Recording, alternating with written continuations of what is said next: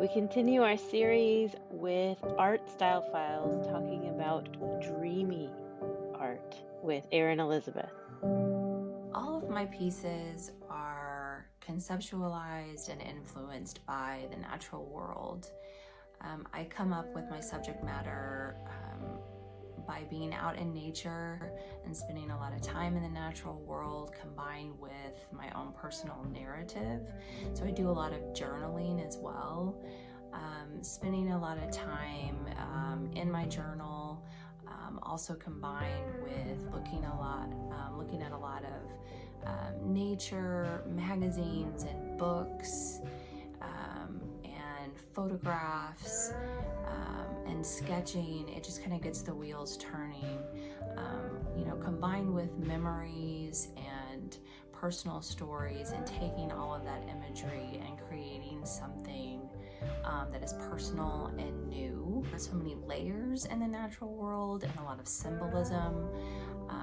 I find plants and animals, insects, it's an abundance of stimuli to get, a story, a personal story across. So I would say that my subject matter is all just very heavily influenced and deeply rooted in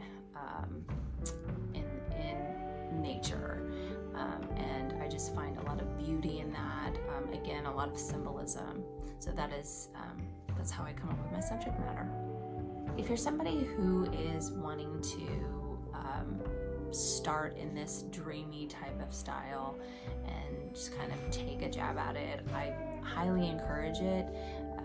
I would say that to get started, maybe start with some journaling, find something that inspires you, maybe start writing down in your journal just kind of different words, thoughts that you've had, dreams that you've had. Find something that really kind of gets your imagination going. For me, it's being out in the natural world. I would say look at magazines, images, books, things that have, a lot of different imagery in them.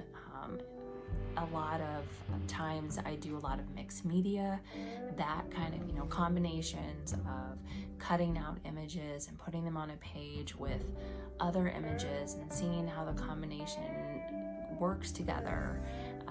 A lot of times in my journal or in my sketchbooks, I will have a lot of things that are cut out. I even use stickers and I'll put them all on the page, and a lot of times I will see something in that, like I will see its inspiration for an even bigger piece, a painting. Another tool that I use to kind of get my imagination going is music. I'm really into music when it comes to my art. I have particular playlists, things that I can just turn on and my mind just starts going. And with the music, I can see, maybe a rabbit with wings or like a butterfly that is, changing into a bird. It's different for every artist, but I would just highly encourage you to just get started. And it's really kind of a no holds barred approach, and there's really not anything that you can do that is right or wrong in a dream like surreal style. Also, another approach, a way to approach this style is to be really open with your medium. I use a lot of mixed media. I do painting, watercolor, ink. I cut things out of magazines and I paste, and I'll use all different kinds of medium, even on a canvas. It's just kind of a no rules approach.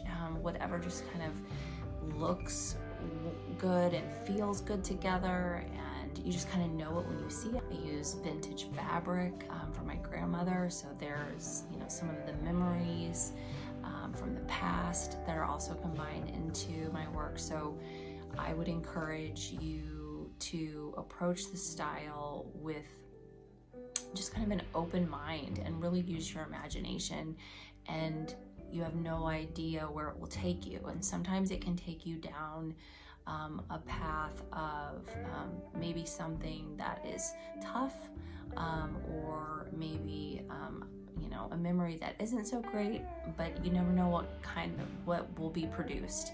Or it can be something that is a positive thought or memory that you've had from the past, or even something that you're looking forward to. I mean, it's just a lot of different styles kind of combined to make something that is completely yours.